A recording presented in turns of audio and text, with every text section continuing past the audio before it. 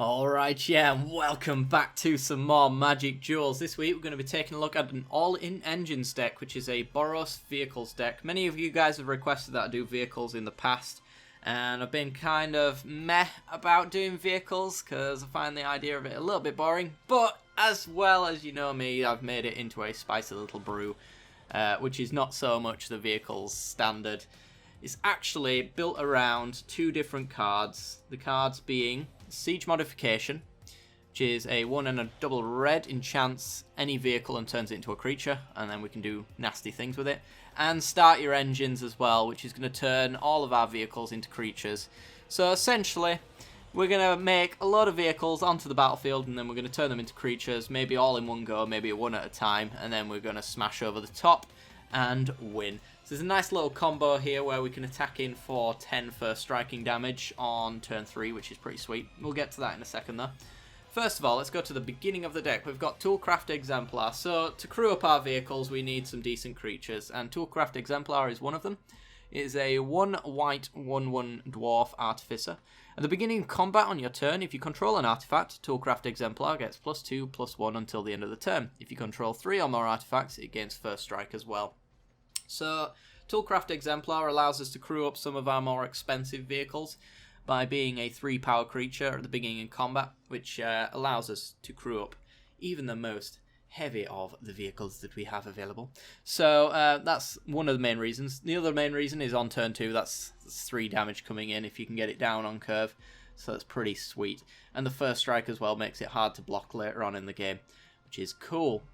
We then have Inventor's Apprentice, same sort of situation. It is a 1 red mana, 1/2 human artificer, except for this one only gets +1/+1 as long as you control an artifact. So it's actually a 2/3, which can help us crew up a certain few vehicles.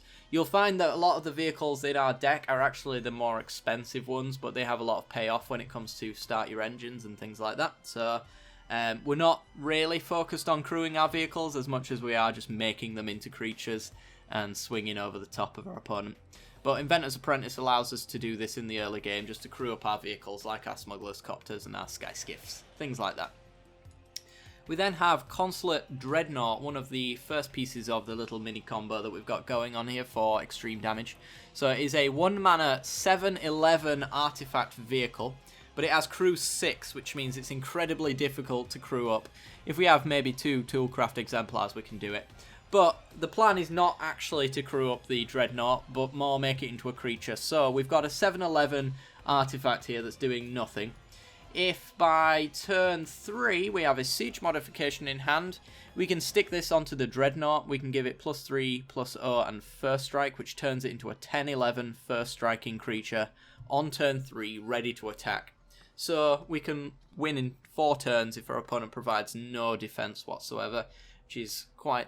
it's a possibility, it happens, but at the very least it's a 10/11 first striker that's going to force our opponent to chump block left, right and centre, so they're going to be on the back foot from the moment you've got this combo set up if they can't destroy the Dreadnought, which is a lot of fun. Also, having the Dreadnoughts on the field whenever we go for our Start Your Engines will make these 9/11s when they start up, so we could have 3 9/11s on board swinging in, so that is pretty sweet. And with something like a Built to Smash, which we're going to move on to now, it is a 1 red mana instant speed. Target attacking creature gets +3/+3 until the end of the turn, and if it is an artifact, it gains trample until the end of the turn. So if our opponent chumps with a servo token on our Dreadnought, for example, thinking that that's going to be fine, we can Built to Smash it, give it +3/+3, which is an extra 2 power over a servo, and trample, so we end up swinging in for a lot more than they expect, and that could maybe cost them the game if they don't think it through. So that's pretty sweet with the Built to Smash. We have a lot of vehicles and a lot of artifacts as well, so we're always going to be putting this on something that gains trample. Should be noted that it only works on attacking creatures as well, so it's not a way to defend our creatures in any way, so we can only do this on our turn. We can put it on our opponent's creatures, but why would we want to do that? You know. Maybe there's a scenario you can think of, but right now, not for me. Next, we've got Saram, Senior Edificer, 1 and a white for a 2/2 legendary creature, Dwarf Advisor. Whenever you cast an aura, equipment, or a vehicle spell, draw a card. So, Excuse me. Saram is really good for searching for the cards that we need, our little combo pieces. So if we've got a Saram down on turn 2, we can Dreadnought, which will draw us a card. We can even Siege Modification, which is an aura, which will draw us a card as well. So every single one of our vehicles turns into a cantrip with Saram on the battlefield. So if we don't have all of our pieces together, maybe we don't have the start your engines or something like that, playing all of the vehicles is just going to draw us into more vehicles and more answers, which is really good, and Saram is super awesome for that. I would run so many more of him. I really wish we could have 4 of him, because he's one of my favourite cards to come out of Aether Revolt. It's pretty sweet. We then have Veteran Motorist, so for a red and a white, we've got a 3/1 Dwarf Pilot. Whenever Veteran Motorists enters the battlefield, we get to scry 2. So yet again, we get to dig for our pieces. Maybe we want to find our Siege Modification if we've got the mana for it. Maybe we want to find our Start Your Engines if we've got a ton of vehicles and they're not really doing anything. So that is pretty much what we want to be doing. We want to be scrying for whatever we need at that point in time. It's also a 3/1 creature, which allows it to crew up most vehicles in our deck. And when it does crew up vehicles, it gives them +1/+1 until the end of the turn as well. So it gives them that little extra boost that they might need. So it turns our Heart of Kiran into a 5/5 Flying Vigilance, for example. Also, should be noted, really good with Siege Modification, because if you stick a Siege Modification onto an artifact vehicle, it maintains all of its abilities as well. It acts as though it was crewed, so that should be noted. It will be a Flying Vigilant for striking 6... Is it a 6/5? A 6/4? Hang on. No. It's even more. 7/4. But there you go.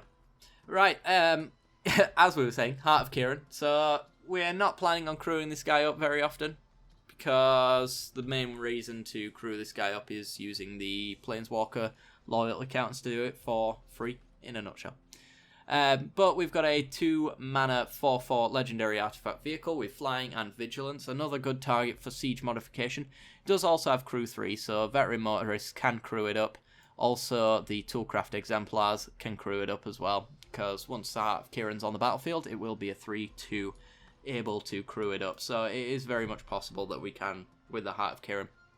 But there's more likely a chance that we have a Smuggler's Copter on the field, which I would sacrifice the 1 damage to do Smuggler's Copter's ability. And let's move on to it, shall we? It is a 2-mana artifact vehicle, a 3/3 flyer that says whenever Smuggler's Copter attacks or blocks, you may draw a card, and if you do, discard a card. Has a crew 1, which means absolutely every single creature and vehicle in our deck can crew Smuggler's Copter, which is awesome. So the reason I would choose to crew up a Smuggler's Copter over a Heart of Kiran for that little extra bit of damage is for this loot ability. It will allow us to find our lands if we're mana screwed. It'll allow us to find our Start Your Engines if we've got a nice wide board that we can't make good use of. That kind of thing. It just really allows us to set up our hands and make sure that we're in the best possible situation at all times, which is awesome.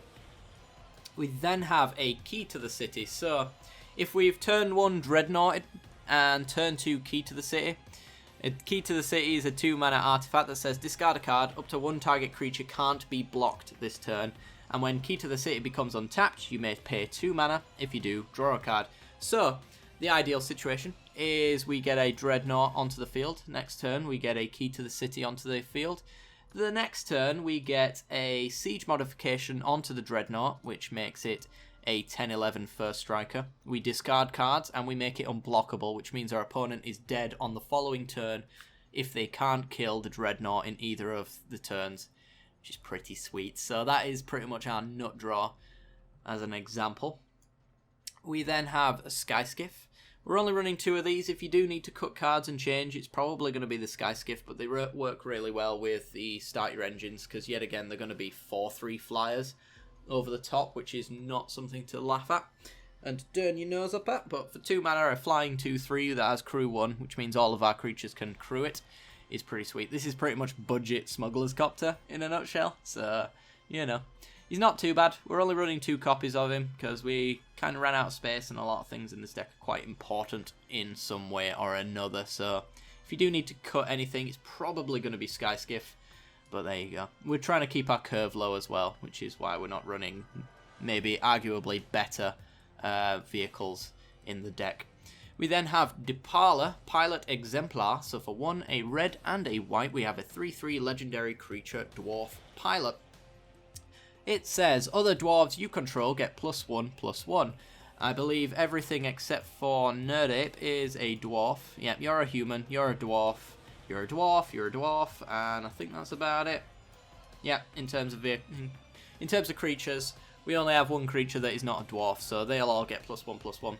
But the main reason to run it is each vehicle you control gets +1/+1 as long as it is a creature, which is pretty good. So if we have a start your engines, we've got ourselves a vehicle lord as it stands.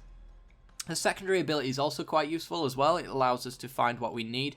Not specifically everything we need, but we can refill our hand with vehicles, which are going to be quite cheap, which means we can maybe play multiple of them in a turn. But it says, whenever Depala, Pilot Exemplar becomes tapped, you may pay X. If you do, reveal the top X cards of your library. Put all dwarf and vehicle cards from among them into your hand, and then the rest on the bottom of your library in a random order. So, the only downside to that secondary ability is that it cannot find us our siege modifications. It can't find us our start your engines, but it can find us loads of vehicles, loads of dwarves to crew them up and things like that as well. And maybe it will thin out our deck later down the line as well, so that we can maybe stand more of a chance of getting a start your engines in the future. So that's why we're running Depala. We then have Ethersphere Harvester, another cheap creature, which is another cheap vehicle, should I say. It is a 3-mana 3/5 with flying. It says, whenever Ether Harvester enters the battlefield, you gain 2 energy. You get to pay 1 energy, and Ethersphere Harvester gains lifelink until the end of the turn. And it has a crew 1, which yet again means that we can crew it with anything. So it's got a decent back end with 5 toughness. It allows us to block most creatures in the format, and a 3 power allows us to kill quite a fair few as well. So that's pretty sweet. We can also give it lifelink as well, so if we are struggling on life total, we can hold back with a harvester or maybe attack in with it. Pay the energy, which we can do twice with the harvester before we run out of energy. So we've got 6 life potential with the Ethersphere Harvester, if everything goes well and to plan. But yet again, we want to start your engines with this guy, which we can then use his ability once he becomes a creature off of the start your engines, and maybe even give it lifelink there if we're not going to quite kill them. We then have Cultivators Caravan. This is one of the main reasons why we're running 23 lands and not 24, because Cultivators Caravan allows us to add any mana to our mana pool. It is a 3-mana 5/5 vehicle. It's another reason to run it, because it is quite a heavy hitter if you can crew it up. But it does have a crew 3, which means it is a little bit difficult. The only things that can't crew it up, though, is Saram and our Inventor's Apprentice. And any vehicle, pretty much, can crew it up as well. But that is a 5/5 on the ground, which most people will probably want to block or try to remove anyway. But for the most part, we're just using it as an extra mana source, because we do need to find double reds here and there and double whites later down the line. So Cultivators Caravan's really good at ramping up into that kind of thing, which is pretty sweet. We then have Peacewalker Colossus. This is our alternate panic button, as it were, to not finding siege modification and start your engines. It's a 3-mana 6/6 artifact vehicle, which has crew 4, which makes it incredibly difficult to crew up, but that is not a problem, because Peacewalker Colossus has another ability. It says 1 and a white, another target vehicle you control becomes an artifact creature until the end of the turn. So we can actually just pay 2 mana to turn any creature into any vehicle into a creature. So for 2 mana we can turn our Consulate Dreadnought into a 7/11 and swing in with that, which is pretty sweet. So this is our other way of essentially doing start your engines just without the +2/+0 and doing it to everything. We can just pay 2 for each vehicle and crew them all up in one go and swing in for maybe lethal. We'll see. We then have siege modification. We have touched upon this. You enchant a creature or a vehicle, and as long as it is a vehicle, it gains +3/+0 and has first strike, which is pretty cool. We then have start your engines. Yet again, I think we've briefly spoken upon this, but we'll say it again. A 3 and a red. Start your engines is a sorcery speed card that says vehicles you control become artifact creatures until the end of the turn, and creatures you control get +2/+0 until the end of the turn. So it turns all of our vehicles into creatures, and it gives them all +2/+0, and it gives all of our creatures +2/+0 as well. So we can really swing in for a stupid amount of damage. If we've got loads of Dreadnoughts on the battlefield as well, they're coming in for 9 damage each, which is pretty awesome. And it's going to force a lot of chump blocks. And then finally we've got a planar outburst. It's just a little bit of a panic button because we run a lot of vehicles, not enough creatures. Most of the time our board's going to be pretty light on creatures, and it's not going to be too much of a problem. As we mentioned, we've got plenty of ways of animating up our vehicles. So planar outburst, very likely to get in a decent amount of value. So for 3 and 2 white, destroy all non-land creatures, which is mostly going to kill our opponent's board if it comes to it. It does also have Awaken 4, which is for 5 and 3 white. If you cast it for this cost instead, you get to put 4+1/+1 counters on a land that you control, and it becomes a 0/0 elemental creature with haste. So we get a 4/4 with haste after the board has been wiped. So if our opponent is very low on life, we can awaken a land and swing in for lethal that way, which is pretty sweet. We're not running 2. Mostly because I ran out of space. Let's just say that. You could maybe cut a Sky Skiff if you wanted for an extra planar outburst. It's up to you. I see this card often enough, to be honest, for it to not really need 2 copies, but that is entirely up to you, and obviously that is down to variance. Maybe later down the line I end up never seeing it ever again, so it's up to you guys. But for now it's been working out for me just as a one-off copy. So that's essentially the deck. Let's move on to the mana base, shall we? We've got 7 plains and 7 mountains, because we have quite the low curve, and by turn 2 we want both red and white, so we need that balance right then and there. So we've got a very even balance throughout our entire mana base. We're running 2 needlespires as well. Needlespires enters the battlefield tapped, and it adds red or white to our mana pool, so it is a dual land, but it also has an extra ability that says 2 and red and white. Needlespires becomes a 2/1 red and white elemental creature token with double strike until the end of the turn, and it is still a land. So we can attack him for 4 with the Needlespires. If we have had our board wiped and we need a creature, for example, we can actually animate the Needlespires and then use it to crew up vehicles. We can also swing in with it as well. If we attack in for that 4 potential and our opponent doesn't block it, then we can build to smash it and add +3/+3, which is actually an extra 6 damage with the Needlespires, so it can do a fairly stupid amount of damage if our opponent leaves it alone, which is a mistake most of the time. So that's why it's there. Mostly it's here for the tap lands though, because we really do need double red and double white. By turn 3 we want to be having that nice balance as well. So tap lands, although they're not ideal to come into play tapped, having the dual lands themselves is very much what we want. We then have Clifftop Retreat, yet another dual land. It enters the battlefield tapped unless you control a mountain or a plain. So we either play this down on turn 1 tapped, or we play it down on turn 2 after having played a mountain or a plains, and it'll come into play untapped. So either way, with the Clifftop Retreat, we're very likely to have 2 mana on turn 2, which is ideal in a nutshell. We then have Inventor's Fair. We are running a lot of artifacts, so Inventor's Fair works out quite nicely. It is a legendary land that says at the beginning of your upkeep, if you control 3 or more artifacts, you gain 1 life. It taps for colourless, which is not too bad. We run a lot of artifacts that don't take coloured mana, so it doesn't hurt us too much. Though, as I mentioned, by turn 3 we want double red mana, so it can hurt us a little bit there. But I think the advantages to it far outweigh the disadvantages, because we are going to be gaining 1 life every single turn, because we're very likely to have 3 or more artifacts down at some point during the game. But it also has another ability as well. It says pay 4 and tap it, sacrifice Inventor's Fair, search your library for an artifact card, reveal it and put it into your hand, and shuffle your library. Activate this only if you control 3 or more artifacts. So let's have a little scenario, shall we? We've just had all of our creatures removed. We're not in a very good state. We don't have our start your engines or our seed modifications. But what we do have is our 3 artifacts and an Inventor's Fair. What we can do is we can sack it and search for our Peacewalker Colossus. And we can play our Peacewalker Colossus, and suddenly all of our creatures can suddenly become creatures, which means we're back in the game officially. We can start using them as though we had creatures, in a nutshell. So that is one good reason for the Inventor's Fair. You can also search for any card that you want as well. If you really need mana, for example, you could go for a Cultivators Caravan, though if you're tapping 4 on the Inventor's Fair, it means you've got 5 mana, which is more than enough for this deck anyway, so I wouldn't see that happening too often, but you never know. There might be a scenario that you can think of where it would work out for you. Finally, we've got 3 ether hubs, though not ideal for the deck as we don't produce any energy other than the harvesters. They are untapped dual lands for us, so that is the main reason to run them. So when it enters the battlefield, you gain 1 energy. It adds colourless to the mana pool, which means we don't have to spend energy on it every single turn, which means we can save it for a time when we do. And the second ability says we can pay 1 energy and we add 1 mana of any colour to our mana pool. So this is a red and white land as far as we're concerned that also adds colourless.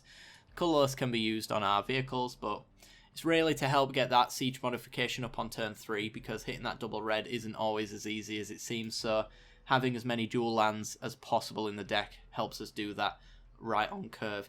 Anyway guys, that's going to do it for the deck. If you did enjoy the look of the deck, then be sure to leave a like and check out the matches that shall be following very shortly after this, if not already. And be sure to subscribe for some more Magic Duels content in the future. And if you haven't done so already, hit the little bell icon right next to the subscription button to be notified when I release new videos. Alright guys, hope you enjoyed, and I'll see you next time. Bye bye.